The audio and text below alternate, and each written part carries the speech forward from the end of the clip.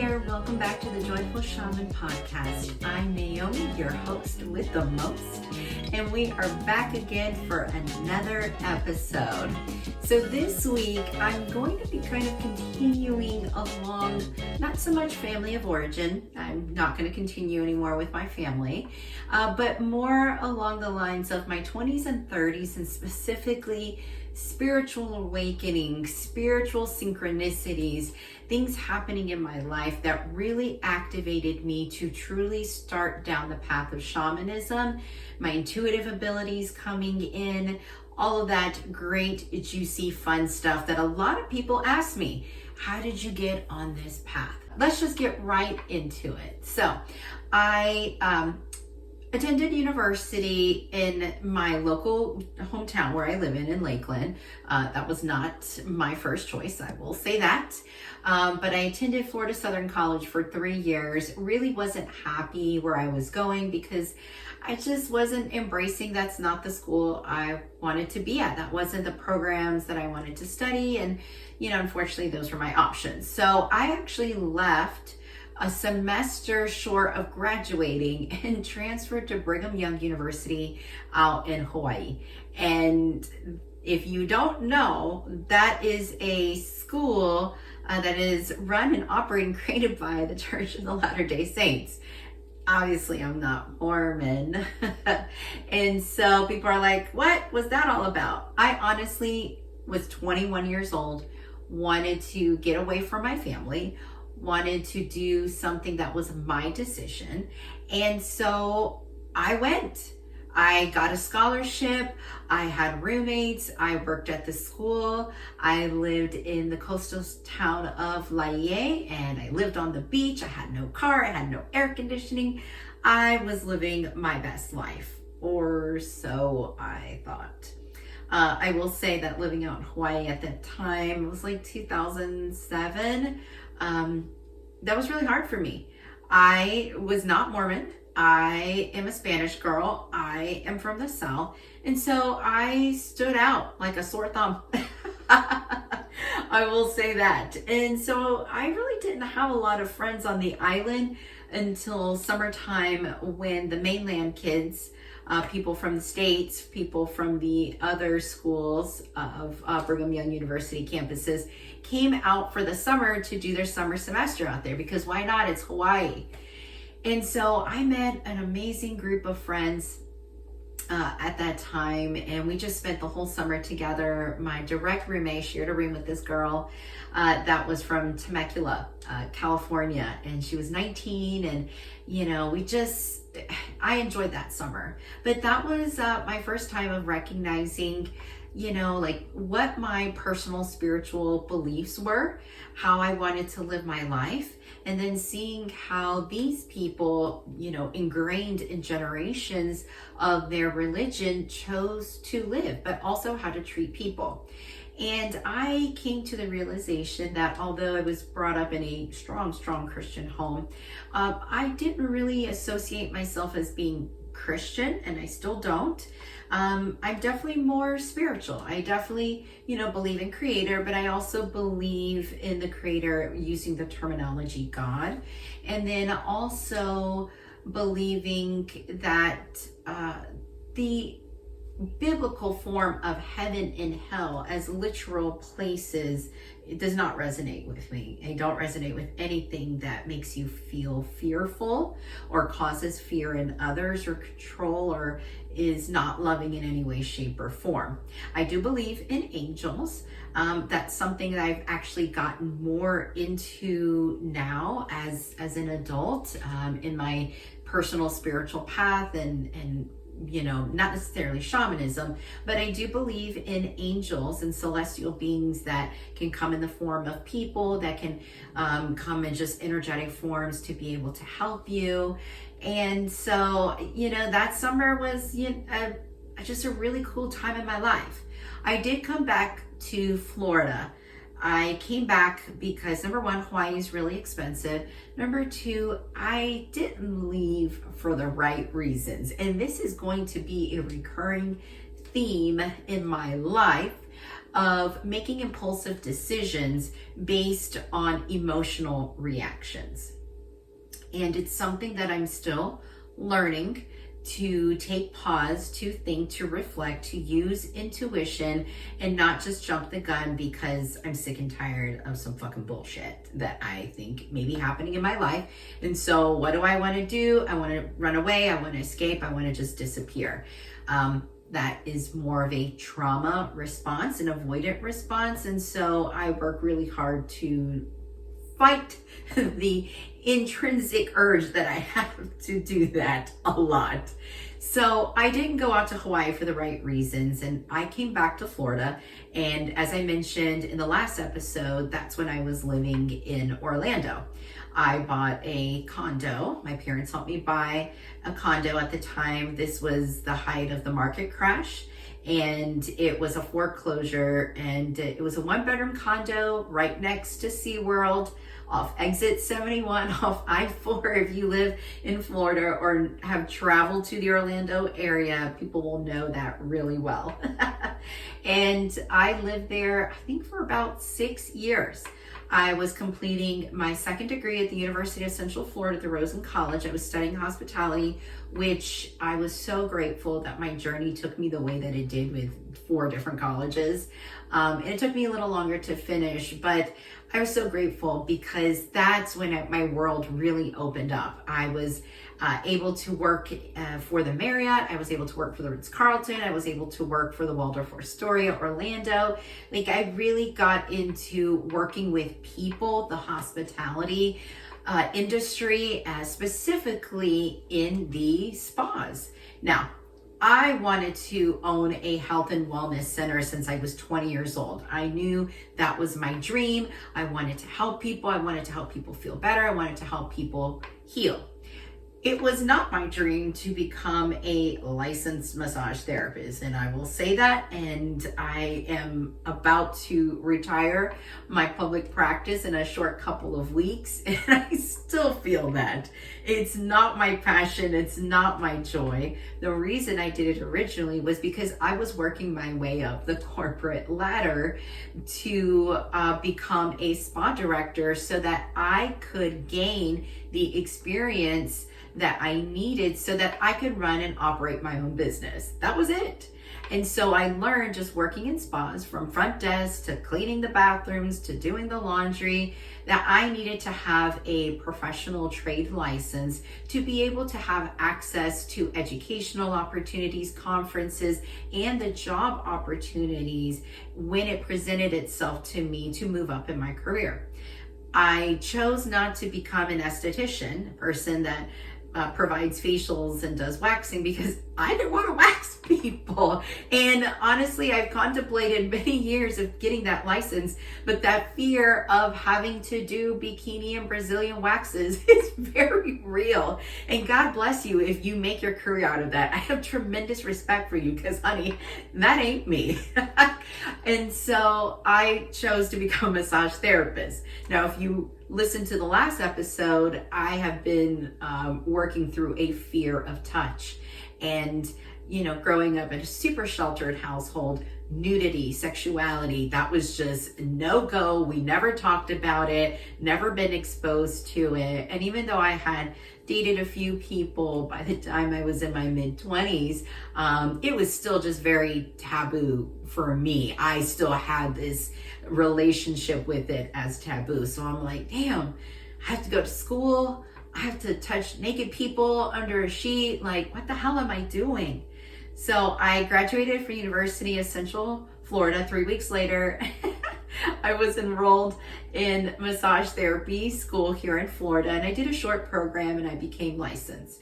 So my first real job was as a licensed massage therapist. You know, I had part-time jobs in college in the spa world, started to learn some techniques from some of my coworkers who were licensed. But really professionally, that was my first job.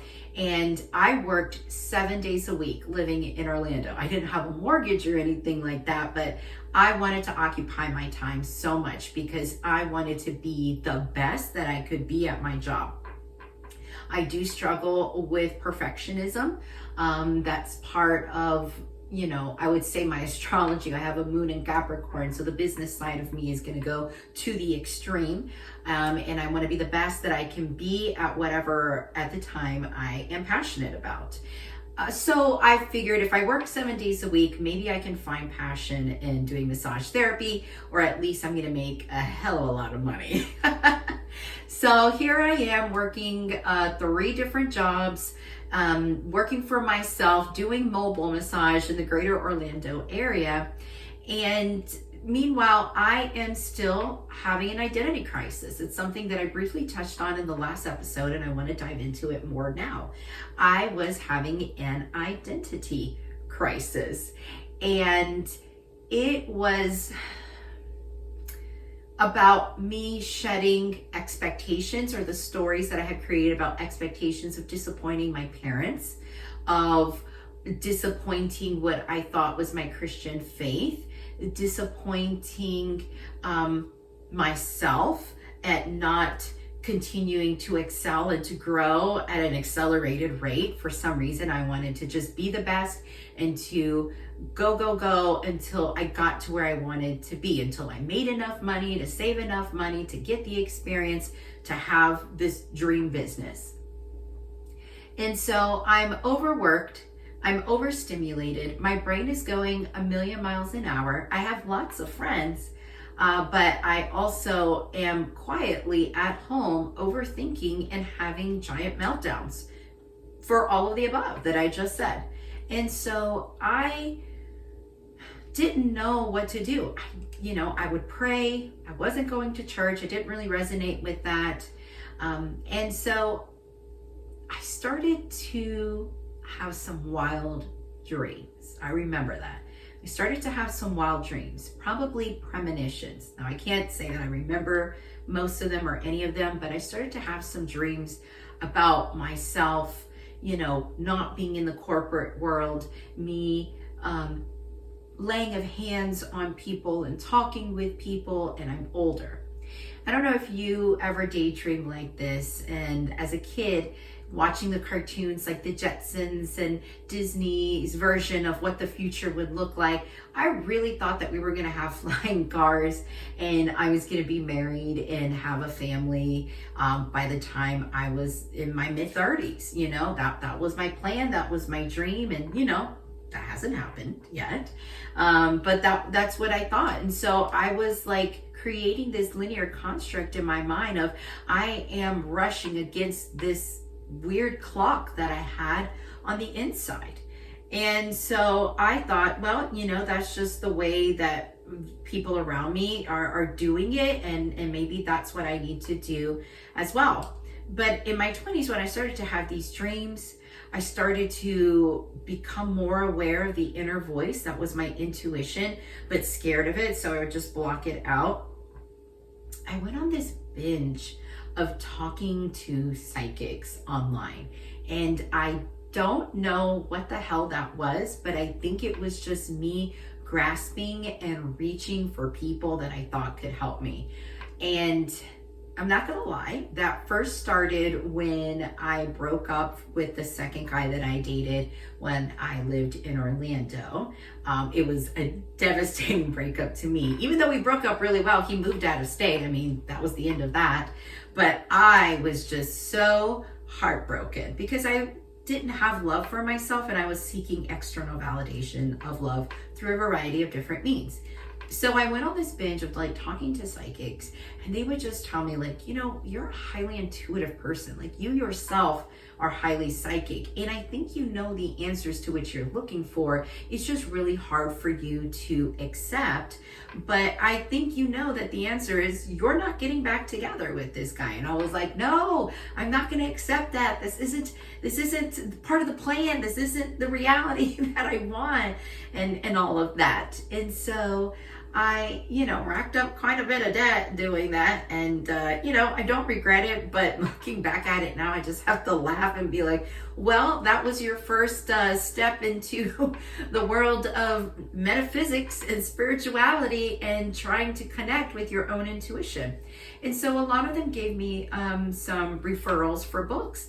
And so I was reading these books about how to develop your own psychic abilities, mediumship, candle magic, whatever I needed to do to create this happy life, to create this relationship, to create, just joy and money and just living this fantasy life. And also I was growing my career. I did eventually leave Orlando and come back towards Lakeland. I bought a townhome because I had gotten a full-time job at my last luxury hotel that I would work at in my corporate career that led me to become a spa director. And I was there almost 4 years. And it was during that time that I had another even greater spiritual awakening. I decided to really get into fitness, specifically bodybuilding. And once again, wasn't doing it for the right reasons. I wanted to have power and use my sexual energy to control people. I know, not great at all. But I was 26 years old. I didn't want to be overweight anymore. And so I got into fitness and, let's just say I became really strong. I competed. I looked like incredible. I will say that. I looked fucking amazing. I was strong. I was like She-Ra. I was like She-Hulk. And man, I turned heads when I walked, and not because I was muscular, but because I exuded this confidence and this power and really negative sexual energy that it was like, ooh, wolves at my door, kind of. But I knew that. And even though I was not interested in any man at that time, I knew that I had the power to control. And so during this time of fitness, yes, my confidence grew. I had more energy. I was more focused. I was more organized. But I will say I made a poor decision to get into shape really quickly. Once again, the need and the desire for instant gratification, I started to use illegal drugs.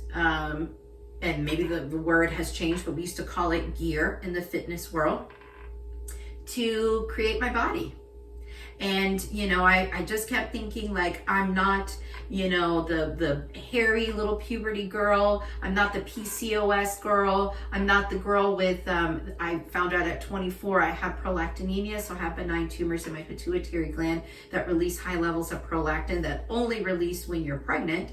And so I now had 2 hormone conditions. I'm like, no, I am Naomi. I am a powerful goddess. I will crush you literally with my thighs, and no one can fucking stop me because I am the best. I am the queen. I am on top. And man, I was a powerhouse. I was a powerhouse in the corporate world. I made millions of dollars a year for these hotels, hundreds of thousands of dollars a month. My team loved me. I was, I always had my bonuses. I always had my commissions. I was making over 6 figures. Like, I was killing it. And then my trainer, who was from Moscow, Russia, and not a good person in my life, quit the gym, moved to Miami, and I no longer had a trainer. And I will say that I'm glad that he left because it was becoming super toxic and I didn't know how to get out of that. But at the same time, I miss the workouts. I do regret doing the illicit drugs that I did because it did have some long lasting effects on my body that I still deal with.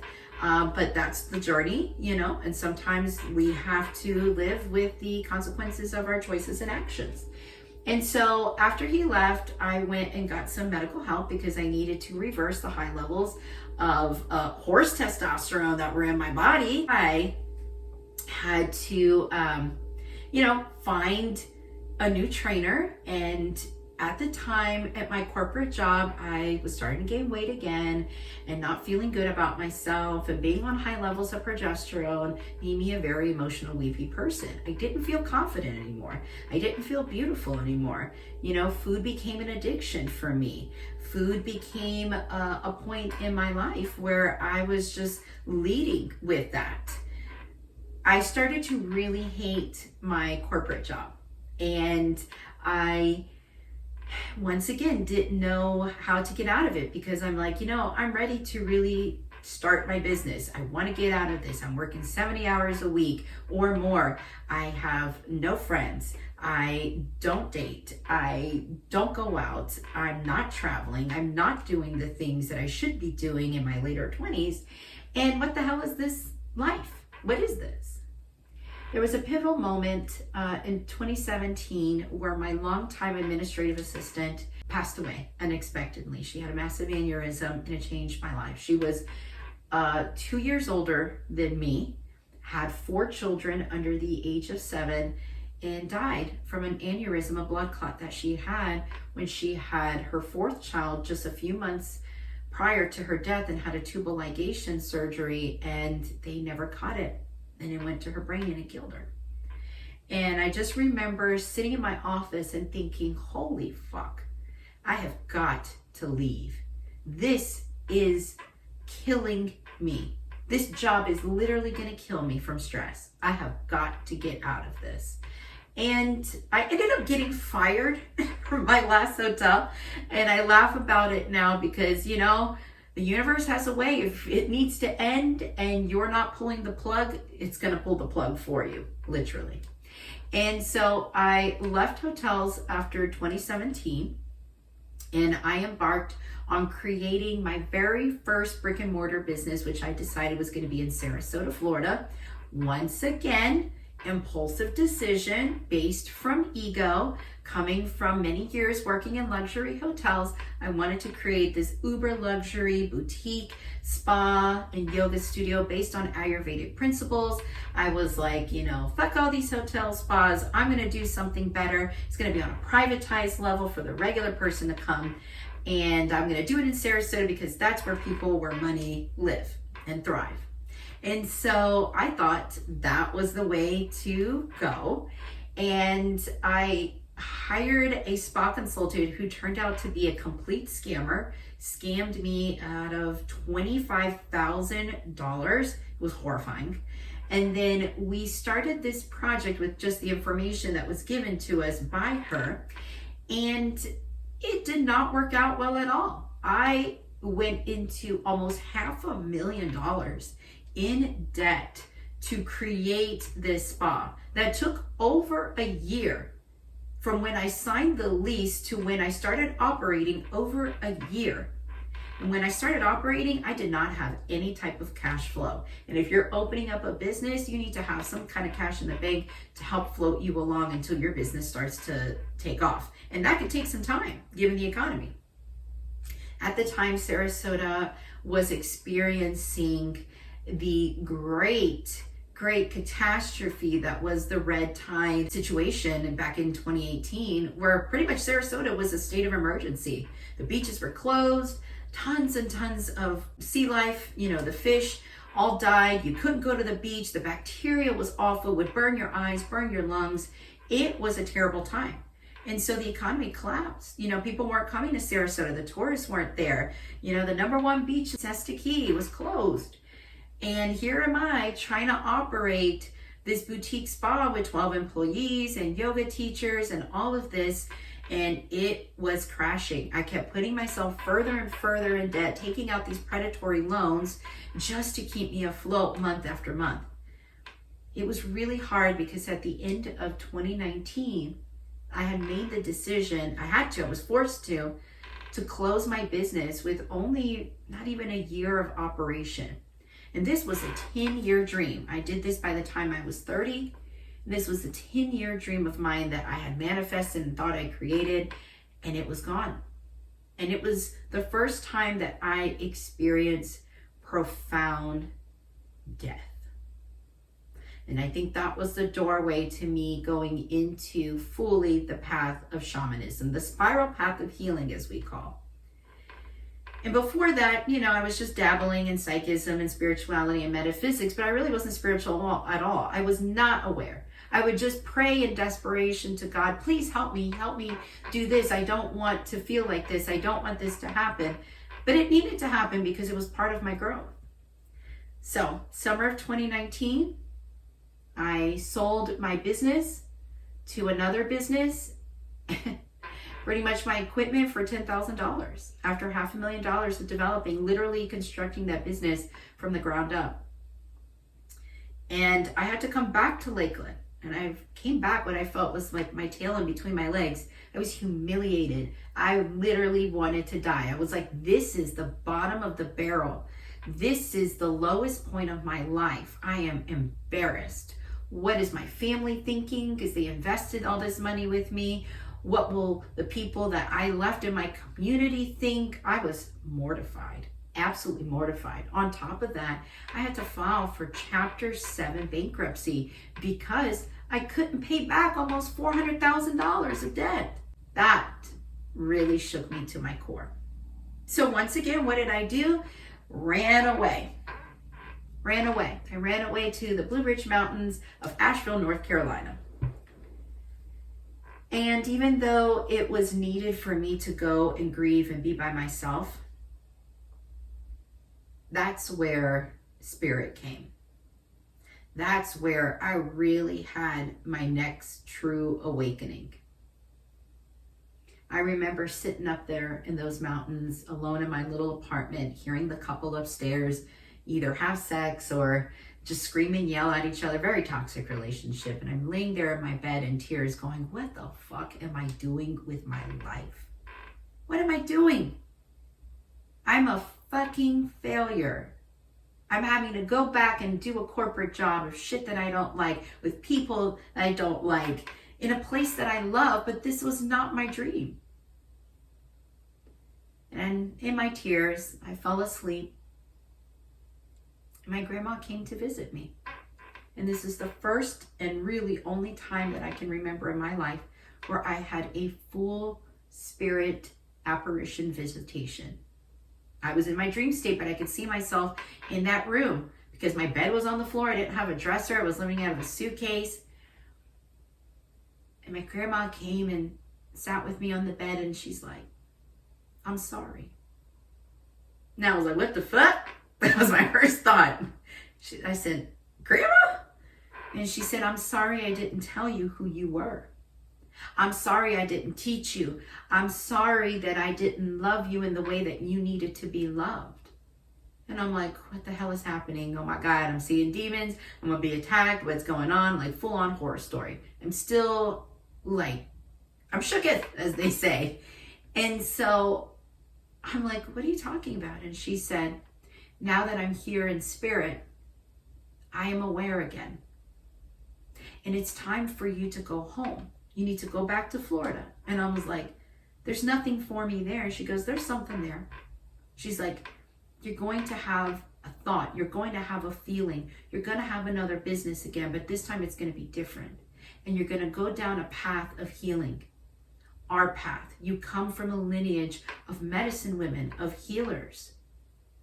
And I'm thinking, what is happening? And she said, get ready to go home. Pack up your things. Doesn't matter that you spent money and just literally bought furniture. Go home. And I'm like, this is wild. So she leaves. I go back to sleep. I wake up and I'm like, I am too depressed. I need some medication. I need something. My sister mailed me Xanax to try to calm me down because I was having a breakdown. My best friend came to visit me because she was concerned about my well-being. And I ended up getting fired from my job, or actually quitting, but then they fired me, that I had secured up there in Asheville, and really working some random jobs at Whole Foods and a retail store. It was close to the holidays. And I'm like, this isn't life. I can't make it up here. Like, this isn't what I thought my life was going to be. And I started to have these daydreams about opening up another business. of not doing the spa thing. I really wanted to move away from massage therapy and opening up a business where I just had a little shop. I love retail. I love stores. And I was like, I'm just gonna have a little shop where I sell metaphysical goods, a little bohemian shop, and just have a just simple life. And I told my parents, I need to come home. They're like, okay. And I said, and I want to open up another business. And they were like, what? You literally just got your bankruptcy filing discharged and now you want to spend money and open up another business? I said, no, but let's work on a plan together. I understand. So I came home around Thanksgiving of November 2019. I'd only been up in Asheville for literally like 4 months. I came back and I had this plan of creating a retail store in my community, one that they had never experienced. And my mom, of course, was like, I don't know, maybe you should think about doing massage because you don't know how the retail business is going to go. And I was like, fine. And I did. I did listen to her, even though I didn't want to. I did. And I talked to my parents, and once again, they did help me out a little bit. It was so much less than, my first business, but I took over a sublease in 2020, the beginning of 2020, from a bead store. A lady wanted to retire and move to the mountains of Georgia. And I took over her lease. There was 14 months. It was only going to cost me like $5,000 to do, a little bit of updating. I bought all her retail fixtures. Like I was just really like in and out. I was so excited. I went in March, started repainting, preparing my room to do massage, buying all the retail, just getting so excited. Pandemic begins, Florida shut down. And I was like, I wasn't even fazed by that. I was like, I have built a business. It has failed. I have gone through bankruptcy. I literally have nothing. I have no car. I have no home or nothing. I was like, come at me, bitch. Come at me, life. Pandemic, please, piece of cake. And I think it was because I had that attitude when we did finally open up again in June. My business exploded. Like exploded. In 6 months, I was fully booked. People were buying. They were coming into the store and saying like, thank you so much for opening a store like this. Thank you for offering holistic services. Thank you for introducing us to sound bath meditation. Thank you. Thank you. This community has been needing something like this. There's so many of us. I was filling a need in my own community. And let me tell you, it was never my dream to open up a business in Lakeland. Never.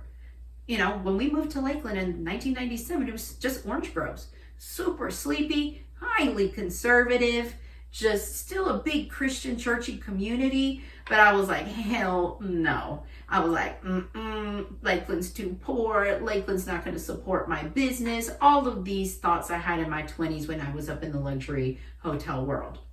And then I come back and I'm humble. I am humbled and just grateful. And I was like, holy shit. I needed to go through all of that to be humbled.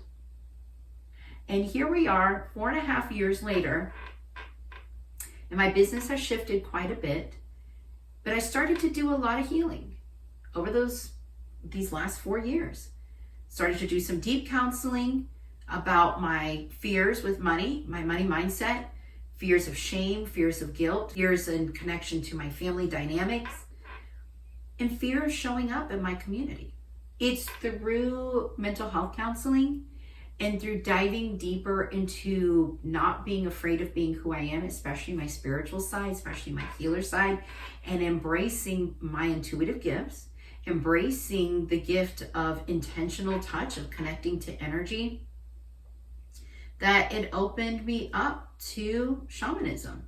It opened me up to find more about it. After that spiritual visitation of my grandmother, to be honest, I didn't think much about it. I mean, I thought about like, wow, grandma told me I was going to have an idea. Grandma told me I was going to go home. All of these things happened, but I didn't think about the medicine woman part. I was just like, that's whack. I'm not going to think about that at all. And it was about almost 3 years ago that I experienced heartbreak in love again, another boy, that led me to really dive deep into spirituality, into who I am, how I want to live my life, what is my truth. And I started to go again and talk to different healers, talk to different people, and researching about what can support me. Who am I? What am I here to do? That sense of purpose again, more than just the business, more than, how I connected to the community, but who I am as a person, my purpose. And that's when I started to learn about shamanism. I'm going to stop this episode right here because I think I talked quite a bit. But I just want to thank you for supporting me and the Joyful Shaman podcast. I want to let you know that you are loved, supported. You are a fucking amazing person. You have a purpose here on the earth. And stay tuned because next week we're going to dive straight into shamanism as a whole. If you liked what you saw today or heard today, please like, follow, and subscribe. And until we meet again, be well. Satnam.